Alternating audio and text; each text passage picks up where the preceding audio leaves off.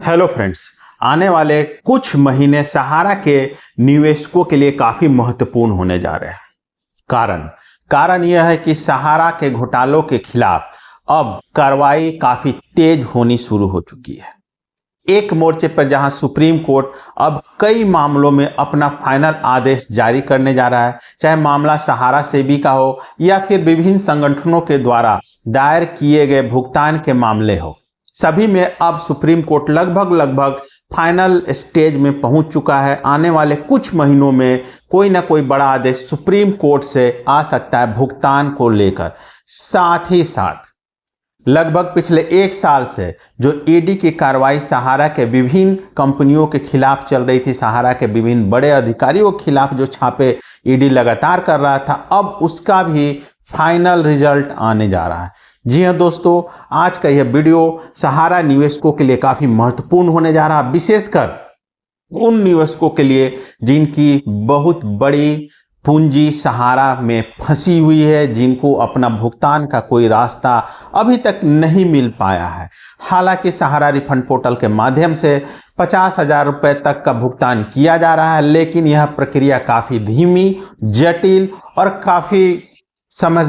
काफी परेशानी भरी है। दोस्तों, आज का यह वीडियो आप अंत तक जरूर देखें, क्योंकि काफी महत्वपूर्ण जानकारी मैं इसमें देने जा रहा हूं, क्योंकि एक बहुत बड़ी उम्मीद जगी है सहारा निवेशकों के भुगतान को लेकर। तो दोस्तों, यदि आप हमारे चैनल पर पहली बार आए हैं तो प्लीज चैनल को सब्सक्राइब जरूर कर लें। साथ ही साथ यदि आप हमारे रेगुलर दर्शक हैं और आपको हमारे वीडियो अच्छे लगते हैं तो प्लीज इस वीडियो को अधिक से अधिक लाइक और शेयर करना ना भूलें। दोस्तों, आइए शुरू करते हैं आज का यह वीडियो।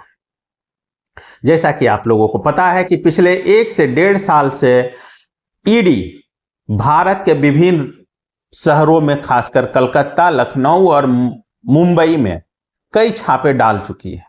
कभी सहारा के बड़े बड़े ऑफिसों पर तो कभी सहारा के अधिकारियों के निजी आवासों तक पर छापे डाले गए हैं, जहां से कई टन, कई किलोग्राम की संख्या में कागजात जब्त किए, कई कंप्यूटर हार्ड डिस्क जब्त किए गए, कई पेन ड्राइव जब्त किए गए। अब जांच के बाद ईडी ने संक्षिप्त रूप में अपनी कार्रवाई शुरू कर दी है। पीएमएलए एक्ट के प्रावधानों के अनुसार ईडी अब अपनी कार्रवाई में काफी तेजी ला रहा है।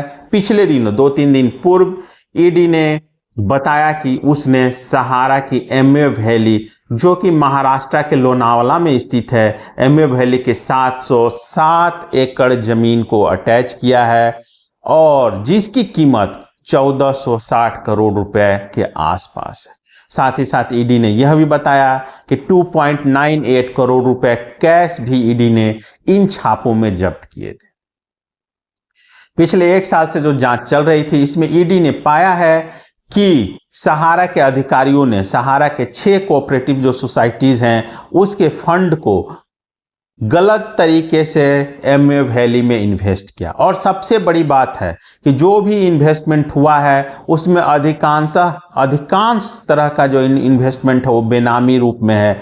मतलब गलत लोगों ने गलत तरीके से सहारा कोऑपरेटिव की संपत्तियों को बेनामी नाम से इन्वेस्टमेंट उसमें किया है।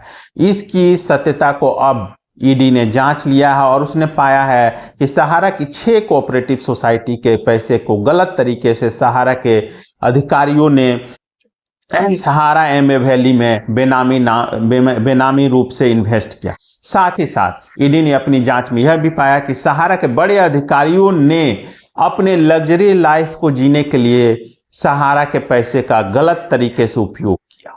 यह जो पैसा था वो सहारा के निवेशकों का था, सहारा के गरीब निवेशकों का था। सहारा के निवेशकों को तो भुगतान नहीं किया गया, लेकिन सहारा के निवेशकों को बरगलाकर सहारा के अधिकारियों के द्वारा कहीं ना कहीं इन्वेस्टमेंट की प्रक्रिया लगातार जारी रही और सहारा आरोपों के बावजूद पैसा लेते रहा, इन निवेशकों से लगातार पैसा लेते रहा, लेकिन भुगतान उसने नहीं किया। अब इसकी पोल पट्टी ईडी ने खोल दी है। ईडी ने कहा है कि इसकी जांच निरंतर जारी रह रही है और इसी एवज में ईडी ने सहारा एमवे वैली की 707 एकड़ जमीन को जब्त किया है, जिसकी कीमत उसने 1460 करोड़ रुपए बताए हैं।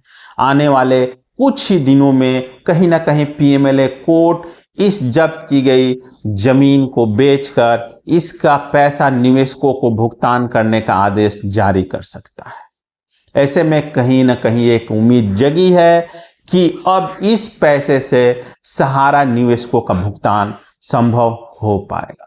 इसके साथ ही साथ सुप्रीम कोर्ट में भी कई ऐसे मामले हैं, खासकर सहारा सेबी का जो मामला चल रहा है उसमें भी अब लगभग फाइनल स्टेज में चल रहा है सुनवाई इसका।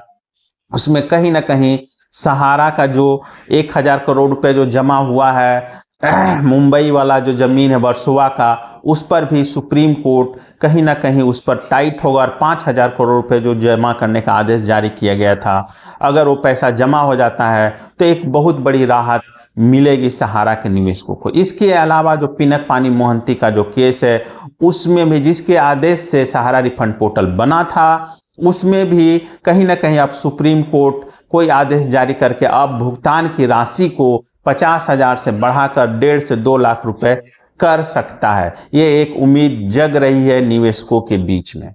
तो आने वाले दिनों में कहीं ना कहीं सहारा के निवेशकों के लिए एक अच्छी खबर मिल सकती है। विशेषकर आपने अभी कुछ दिन पूर्व सुना होगा कि किस प्रकार से महाराष्ट्र में सहारा की संपत्तियों को गलत तरीके से औने पौने दाम में बेचा गया था। जिन संपत्तियों की कीमत 100 करोड़ के आसपास थी, उन संपत्तियों को 15 करोड़, 10 करोड़, 20 करोड़ तक में बेचा गया। और सिर्फ एक ही जगह नहीं, मध्य प्रदेश के कई जिलों में इस तरह की घटनाएं हुई थी, राजस्थान में हो रही थी और जो कि अब पकड़ में आनी शुरू हो चुकी है। तो ऐसी स्थिति में जब 707 एकड़ जमीन, जैसा कि उम्मीद था कि सहारा का अधिकारी कहीं ना कहीं एमए वैली की संपत्ति को भी इसी प्रकार से घोटाला करके बेच देंगे, अब जब ईडी ने इस संपत्ति को जब्त कर लिया है तो कहीं ना कहीं सहारा के निवेशकों के हितों की रक्षा होती हुई दिख रही है। अब सहारा के अधिकारी गलत तरीके से कम इस संपत्ति, इस प्रॉपर्टी को तो नहीं बेच पाएंगे और आने वाले दिनों में कोर्ट के आदेश से कहीं ना कहीं इस अटैच की गई संपत्ति को बेचकर इसके पैसे से सहारा के निवेशकों का भुगतान संभव हो पाएगा। उम्मीद की जानी चाहिए कि न्यायालय पीएमएलए कोर्ट जल्द ही इसकी सुनवाई पूरी करेगा और इस संपत्ति को नीलाम करके, कुर्क करके इसके जो पैसे प्राप्त होंगे उससे निवेशकों का भुगतान सुनिश्चित हो पाएगा। आने वाले कुछ दिनों में सुप्रीम कोर्ट में सहारा सेबी मामला का लगभग सुनवाई होने जा रहा है। चूंकि ये 3 जजों की बेंच है तो जल्दी इसमें डेट नहीं मिल पाता। अभी कुछ दिनों पहले डेट मिला था 2 तारीख का, लेकिन उस दिन नहीं हो पाया था, बेंच नहीं बन पाई थी। आने वाला जो तारीख मिला है हो सकता है कि उस दिन भी नहीं हो। संजीव खन्ना 14 मई को, जो चीफ जस्टिस ऑफ इंडिया हैं, 14 मई को रिटायर हो रहे हैं। उम्मीद है कि उससे पहले अगर वो सुनवाई करते हैं तो कोई बड़ा आदेश जारी करेंगे, नहीं तो फिर 14 मई के बाद यदि तारीख पड़ती है तो नए चीफ जस्टिस इस कमेटी में आएंगे और देखना होगा कि उनके अनुसार सहारा का क्या निर्णय लिया जाता है। फिलहाल आने वाले कुछ महीने सहारा के निवेशकों के लिए काफी महत्वपूर्ण है। उम्मीद करता हूं कि आपको यह वीडियो अच्छा लगा होगा। धन्यवाद।